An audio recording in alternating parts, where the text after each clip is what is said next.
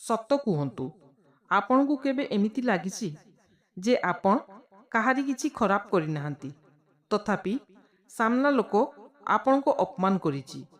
ଆପଣ ଚୁପ୍ ରହିଥିଲେ, ଆପଣ ତାକୁ ସାହାଯ୍ୟ କରିଥିଲେ, ଆପଣ ତା ସହିତ ନ ଲାଗି ନିଜ କାମରେ ଧ୍ୟାନ ଦେଇଥିଲେ, ତଥାପି ସିଏ ଆପଣଙ୍କୁ ସମସ୍ତଙ୍କ ସାମ୍ନାରେ ଛୋଟ କରିଦେଲା।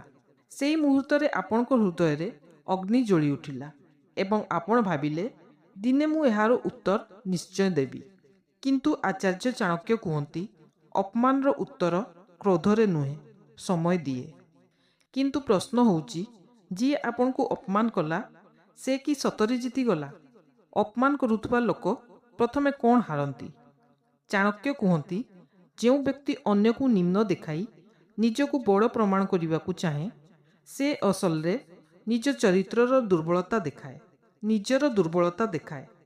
ପ୍ରଥମେ ଲୋକମାନେ ହୋଇପାରେ ତାଙ୍କ ହସରେ ହସନ୍ତି, ତାଙ୍କ କଥାରେ ତାଳି ମାରନ୍ତି, କିନ୍ତୁ ଧୀରେ ଧୀରେ ସେମାନେ ବୁଝିଯାଆନ୍ତି ଏହି ଲୋକ ଅନ୍ୟକୁ ସମ୍ମାନ ଦେବା ଜାଣେ ନାହିଁ ଏବଂ ସେହିଠାରୁ ତାର ସବୁଠାରୁ ବଡ଼ କ୍ଷତି ହେବା ଆରମ୍ଭ ହୁଏ। ସେ ଲୋକଙ୍କ ବିଶ୍ୱାସ ହରାଇବାକୁ ଲାଗେ। ଟଙ୍କା ହରାଇଲେ ପୁଣି ମିଳିପାରେ, କିନ୍ତୁ ବିଶ୍ୱାସ ହରାଇଲେ ଫେରି ପାଇବା ଅତ୍ୟନ୍ତ କଷ୍ଟକର। ସମୟ କିପରି ଉତ୍ତର ଦିଏ? ଆମକୁ ଲାଗେ ଯିଏ ଆଜି ଅପମାନ କରୁଛି ସେ ସବୁବେଳେ ଶକ୍ତିଶାଳୀ ରହିବ, ଯାହା ଏକ ଭୁଲ ଧାରଣା। କିନ୍ତୁ ଚାଣକ୍ୟ କୁହନ୍ତି, ସମୟଠାରୁ ବଡ଼ ନ୍ୟାୟାଧୀଶ କେହି ନାହିଁ। ଇତିହାସରେ ଏମିତି ଅନେକ ଲୋକ ଥିଲେ ଯେଉଁମାନେ ନିଜ ଅହଙ୍କାରରେ ଅନ୍ୟମାନଙ୍କୁ ଅପମାନ କରିଥିଲେ। ସେତେବେଳେ ସେମାନେ ନିଜକୁ ଅଜେୟ ଭାବୁଥିଲେ, କିନ୍ତୁ ସମୟ ବଦଳିବାକୁ ବେଶୀ ସମୟ ନେଇନଥିଲା। ଆଜି ଯିଏ ନିଜ ପଦ, ନିଜ ଧନ, ନିଜ ଶକ୍ତି, ନିଜ ସଫଳତାର ଅହଙ୍କାରରେ ଅନ୍ୟକୁ ଅପମାନ କରୁଛି, ସମୟ ତାଙ୍କୁ ମଧ୍ୟ ସେହି ପରିସ୍ଥିତିରେ ନେଇ ଠିଆ କରିଥାଏ। କାରଣ ଜୀବନର ଚକ୍ର କେବେ ଏକ ସ୍ଥାନରେ ରୁହେ ନାହିଁ।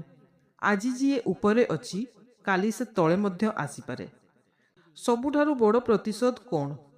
ଚାଣକ୍ୟ କହନ୍ତି, ଅପମାନର ପ୍ରତିଶୋଧ ନେବାର ଏକ ଉପାୟ ଅଛି ଯାହା ସାମ୍ନାବାଲାକୁ ଭିତରୁ ଭାଙ୍ଗି ଦିଏ।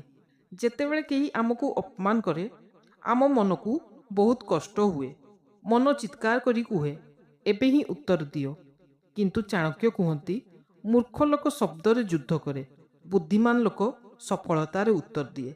ଭାବନ୍ତୁ, ଯଦି ଆପଣ ରାଗରେ ନିଜ ସମୟ ନଷ୍ଟ କରିଦେବେ, ତେବେ ଆପଣ ମଧ୍ୟ ସେହି ଖେଳର ଅଂଶ ହୋଇଯିବେ। କିନ୍ତୁ ଯଦି ଆପଣ ଚୁପ୍ ରହି ନିଜ ଲକ୍ଷ୍ୟ ଉପରେ ଧ୍ୟାନ ଦେବେ, ତେବେ ଦିନେ ଆପଣଙ୍କ ସଫଳତା ହିଁ ତାଙ୍କ ପାଇଁ ସବୁଠାରୁ ବଡ଼ ଉତ୍ତର ହେବ। ଆଚାର୍ଯ୍ୟ ଚାଣକ୍ୟଙ୍କ ଏହି ଶିକ୍ଷା ସଦା ମନେ ରଖନ୍ତୁ। ଅପମାନର ସର୍ବଶ୍ରେଷ୍ଠ ଉତ୍ତର ହେଉଛି ଏମିତି ସଫଳତା ଯାହାକୁ ଦେଖି ସାମ୍ନାବାଲା ନିଜେ ଅନୁତାପ କରିବ। ତେଣୁ କେହି ଅପମାନ କଲେ ଭାଙ୍ଗିବା ପରିବର୍ତ୍ତେ ନିଜକୁ ଷ୍ଟ୍ରଙ୍ଗ କରି ସଫଳ ହେବା ସବୁଠାରୁ ବଡ଼ ବୁଦ୍ଧିମତ୍ତା। ଧନ୍ୟବାଦ।